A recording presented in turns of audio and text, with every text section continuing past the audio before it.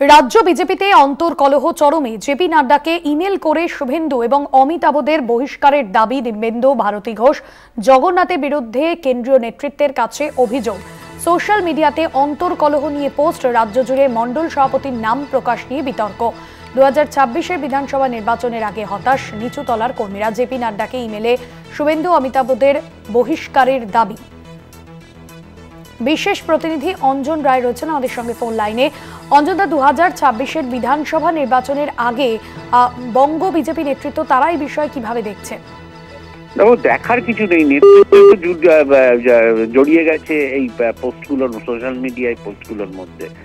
এক নেতৃত্ব দায়িত্বপূর্ণ নেতা জেনারেল সেক্রেটারি, তিনি পোস্ট করছেন রাজ্যের বিরোধী দলনেতার ভাইয়ের বিরুদ্ধে। ফলে সর্বোচ্চ গোটা ঘটনায় নেতৃত্বও যুক্ত হয়ে পড়েছেন।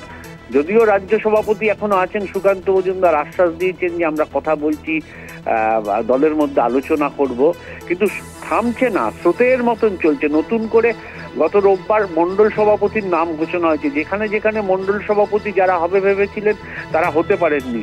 এইবার তারা পাল্টা সোশ্যাল মিডিয়া পোস্ট করে বলছেন নেতারা কি করে বেরিয়েছেন, যোগ্যতার ভিত্তিতে হয়নি, কাছের লোক হয়েছে। সরাসরি বিজেপির বিধায়ক গঙ্গারামপুরে তিনি কিছুক্ষণ আগে পোস্ট করে বলেছেন যে যিনি মণ্ডল সভাপতি হয়েছেন তাকে তিনি চেনেনই না।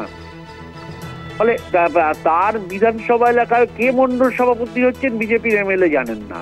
ফলে গোটা বিজেপিতে এখন চরম বিশৃঙ্খলা চলছে বলতে পারো।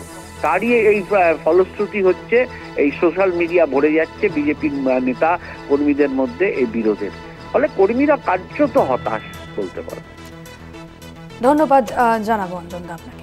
বিশেষ প্রতিনিধি অঞ্জন রায় ছিলেন আমাদের সঙ্গে ফোন লাইনে।